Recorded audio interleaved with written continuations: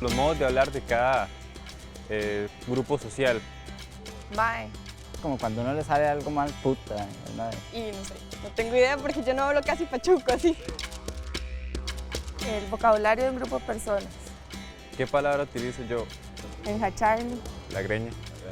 Es que tengo diferentes jergas dependiendo del grupo. Uno tiende a cambiar un poco las expresiones que uno utiliza. Ranchar. Hay varias y depende, digamos, de lo que uno está hablando, del contexto. Ahuevado, Tuanis. Tuanis. tuanis, Bueno, es como las maneras de hablar basadas en las características socioculturales de un grupo de pares e iguales. En la ciudad universitaria Rodrigo Facio, en San Pedro, contamos hoy con la presencia de la máster en lingüística Hilda Rosa Arguedas Cortés. Hilda Rosa, estimada compañera de filología, ha publicado muchos y valiosos estudios y hoy nos sorprende y nos llena de gozo este tan motivador, la jerga estudiantil universitaria. Hilda, ¿cuáles fueron los motivos e inclusive cómo se ubican las jergas dentro del folclore, dentro de la lingüística? Las jergas son un tipo de manifestación lingüística que se enmarcaría dentro de lo que se llama el folclore lingüístico. Folclore lingüístico son todas las manifestaciones de tipo lingüístico de una sociedad. La jerga sería la manera especial de hablar de un grupo de personas de la misma profesión u oficio. Aquí podríamos tener la de los abogados, los médicos, los toreros. En este caso, el estudio es sobre la jerga estudiantil, que sería la manera de hablar que tienen los estudiantes entre ellos para sentirse pertenecientes a ese grupo. En ese sentido, las jergas entonces son uno de los discursos muy específicos por medio de los cuales y de su uso se adquiere una identidad. Por supuesto, los muchachos necesitan hablar de esta manera para sentirse pertenecientes al grupo, para ser aceptados por ese grupo, y también las características hacen que de su forma de hablar hace que se dé en un momento específico de su vida y también dentro de la sociedad está dirigido a un sector especial. Es parte de la identidad inmediatamente que uno oye a una persona decir, a un muchacho decir, por ejemplo, que me taco en mae, inmediatamente se sabe que es parte, que es un estudiante y que es de Costa Rica. Y en lingüística las jergas se estudian como procesos que tienen vida limitada o existe también el cuestionamiento, se han hecho estudios para saber qué tanto dura una jerga en un proceso existencial, digamos. Algunos lingüistas dicen que las jergas son efímeras, que duran 1 o 2 años. La experiencia mía es que no son tan efímeras, que realmente es un conjunto, una forma de hablar que sí varía y constantemente está en proceso de cambio y de agregar palabras nuevas, términos nuevos, más expresivos, cambiar significados, pero esto no es tan rápido. Yo me di cuenta, recogí, ahora más o menos en 1997, la mayor parte del corpus de todo el vocabulario y lo fui probando con entrevistas cada año antes de que saliera en forma de libro. Bueno, de muchos de estos aspectos hablaremos en nuestros próximos segmentos.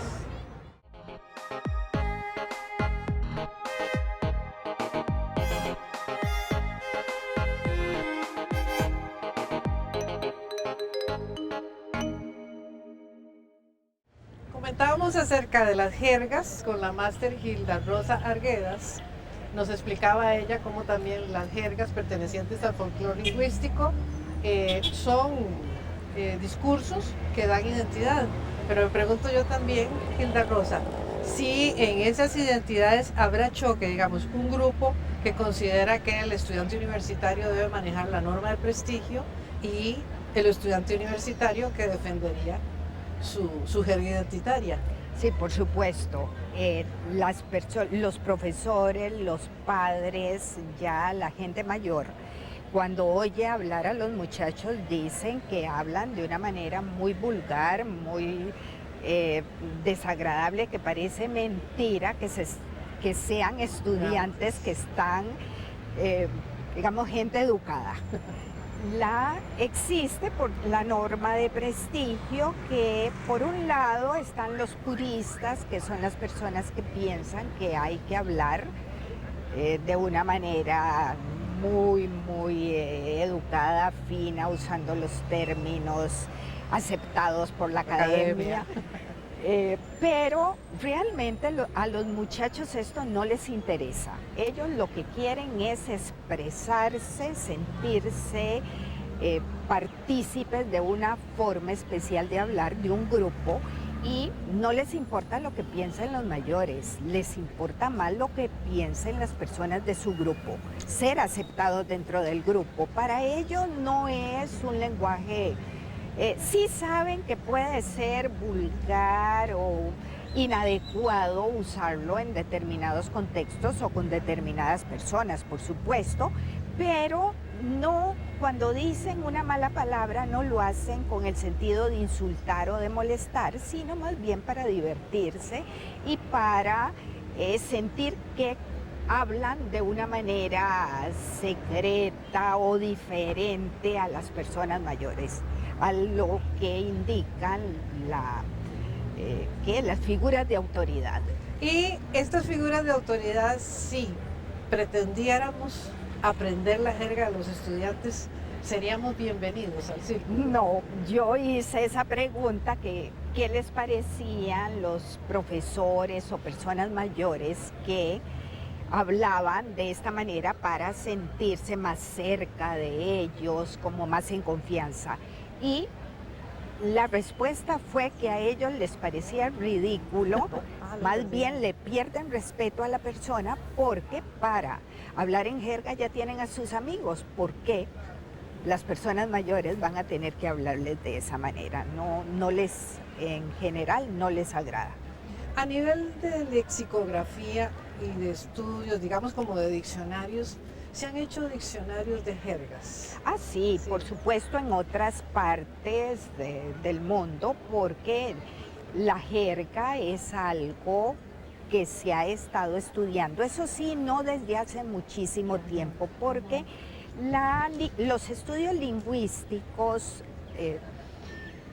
han sido más bien sobre textos escritos, sobre el lenguaje escrito, mientras que es recientemente que se ha empezado a hablar el lenguaje oral, todo lo que es la creación popular, los textos, cómo es realmente el lenguaje vivo. Porque también en muchísimas culturas del mundo no hay escritura. Así es que es el lenguaje oral, la tradición, las costumbres, la historia de muchísimos pueblos tienen que ver con solo la tradición oral.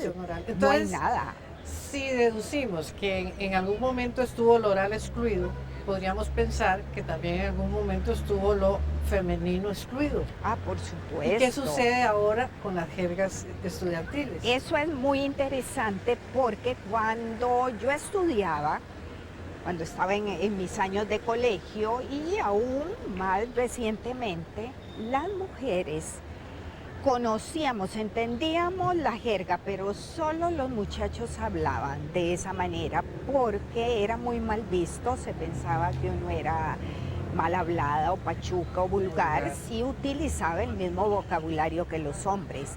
Ese es un cambio que se ha dado en los últimos años. Y entre los muchachos y las muchachas se Muchachas. aceptan eso, ellos también se aceptan. No exactamente.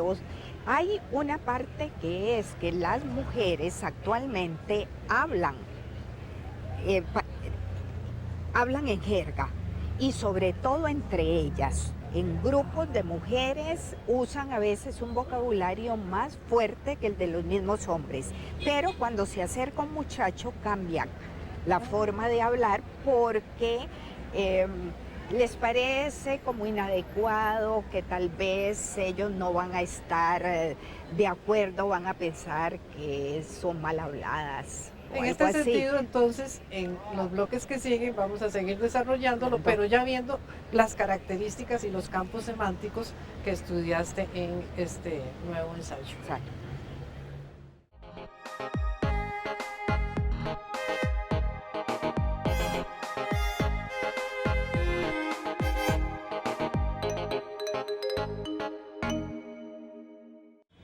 Decíamos que lo femenino, como lo oral, estuvo excluido de los estudios, pero en las jergas, especialmente la jerga estudiantil universitaria, ya incluye a la mujer, que entre las mujeres tienen su manera de conversar. Cuando se acercan los compañeros hay algunas variantes, decías, Sí. y hay otros aspectos fundamentales también en relación con las características de las jergas. Sí, los muchachos hablan de esta manera. Ellos hablan, los hombres entre ellos, de una manera diferente a cuando se acercan con las muchachas, pero si ellas hablan igual, entonces le hablan como si fuera otro hombre. Otro varón. Realmente es la muchacha la que da la pauta de cómo hablarle y cómo no, ¿verdad? Hasta dónde, hasta de qué manera. Entre ellas sí usan un vocabulario muy, muy fuerte, y también parece que las clases más altas, los estudiantes provenientes de colegios más exclusivos, usan un vocabulario muchísimo más fuerte que el de los otros, digamos, más de clase media. La gente de mucho dinero piensa que tiene derecho a decir cualquier cosa, y las clases bajas pues no pierden nada, entonces dicen cualquier cosa. La clase media parece ser más conservadora. ¿Y qué en otras fuentes tiene la jerga estudiantil universitaria? Bueno, en cuanto a las características de la jerga, voy a hablar de cuáles son las más notorias. En primer lugar, esta jerga es eminentemente disfémica. Eso significa que usa el vocabulario más fuerte y más vulgar. En el habla estándar corriente se tiende más bien al eufemismo, a buscar palabras bonitas para no decir palabras que parecen un poco... Excusado. Por ejemplo, en vez de excusado dicen el baño o el interior. En esta jerga no, se busca el vocabulario más vulgar que se pueda encontrar en oposición al habla estándar.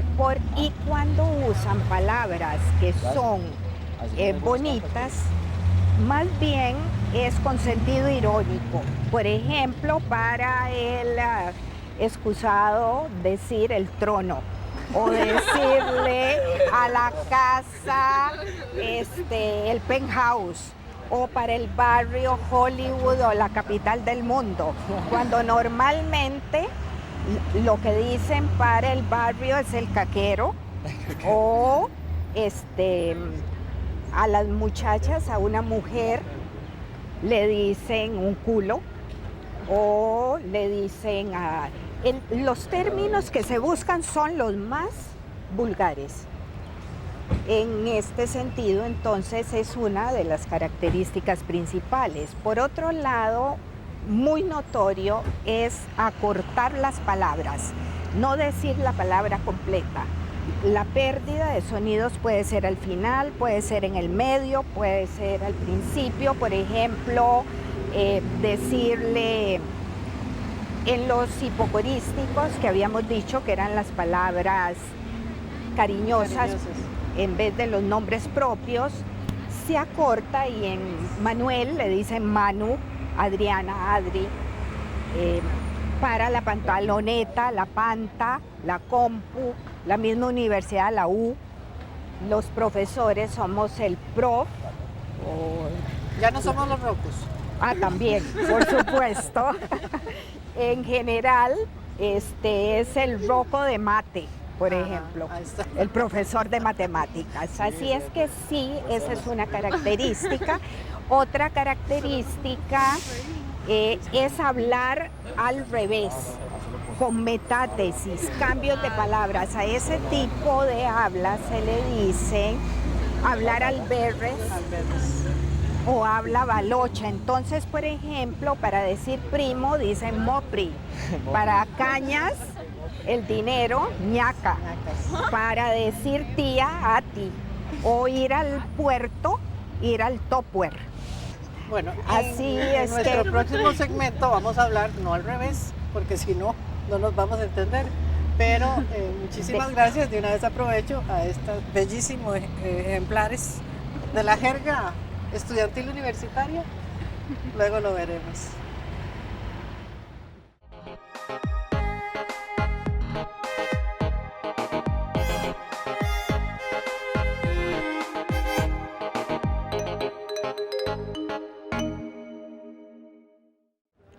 Con Gilda Rosa Arguedas hemos estado analizando las jergas, y en este caso la jerga estudiantil universitaria, y de alguna manera, al describirla, dando la propia identidad de esta jerga. Nos hablabas en relación con las fuentes, de dónde se alimenta la jerga estudiantil universitaria.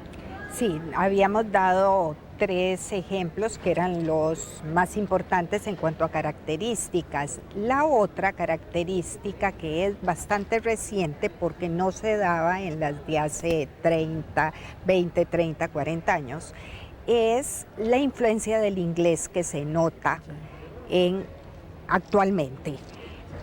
Como hay muchos colegios bilingües, también mucha de la enseñanza se está dando en inglés y los muchachos adquieren términos para referirse a diferentes aspectos de las áreas semánticas que ellos tratan con influencia del inglés. No son solo términos, sino también tiene que ver con pronunciaciones. Por ejemplo, a limón le dicen limon, a tibas, taibas. Pero no solo eso, sino términos como insultos, se dicen en inglés, para blusa corta, top, para un bronceado salvaje, un full bronze. Al cuarto le dicen el room, a la casa la house.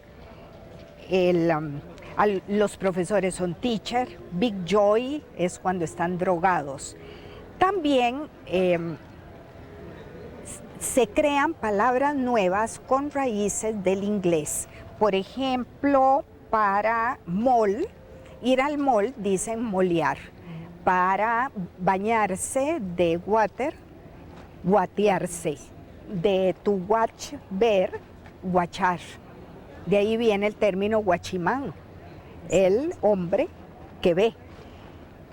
Hay combinaciones de palabras del inglés con el español, como pura life o qué look, qué mal ride, cuando a alguien lo dejan plantado.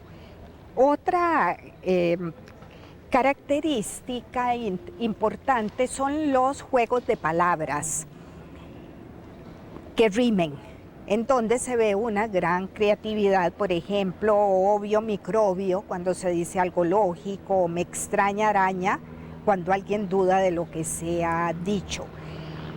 En cuanto al uso de metáforas, ahí se ve no solo la creatividad, sino también el sentido del humor.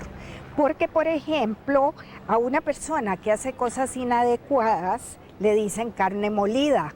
Porque solo para tortas sirve. O, por ejemplo, al calzoncillo le dicen el bus. porque van 2 sentados y 1 parado. También a una mujer fácil le dicen semáforo, porque después de las 10 nadie la respeta. Hay otros casos, como por ejemplo para los testículos decir mormones. Y uno se pregunta, ¿qué pasa? Y dice, porque siempre andan en pareja, uno es más grande que el otro y tocan pero no entran. Bueno, realmente la identidad de la propia jerga va a ser nuestro bloque final con un cierre, yo diría, no solamente interesante desde el punto de vista académico, sino desde el punto de vista del humor, de la identidad de muchos y gozosos por la juventud costarricenses.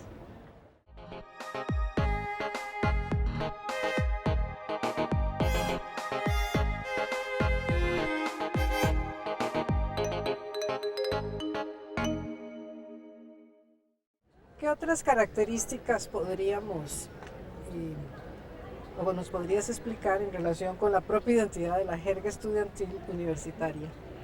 Es muy interesante que se toman expresiones de otro tipo de discursos populares como son los chistes. Por ejemplo, para pedir perdón se dice sorry Perry. Eso viene de un chiste que dice que un zorro gringo iba muy rápido y chocó con un perro. Entonces el zorro dijo, I'm sorry. Y el perro le dijo, I'm Perry. De ahí viene Sorry Perry. De canciones, por ejemplo, se han tomado muchas palabras como jeva, de canciones dominicanas para mujer, también bombastic, de una canción de reggae. Ese término se usa para el trasero, órgano sexual femenino y una combinación de crack y cocaína. Así es que una misma palabra tiene varios significados y está tomada de una canción. También de las fábulas del pájaro loco se toma el chiliwili en vez de al chile, que significa en serio. Y eso es por Chili Willy, el pingüino de esas fábulas que son las del pájaro loco. Y es el pingüino al que Pablo Morza siempre persigue. Así es que sí vienen de otros,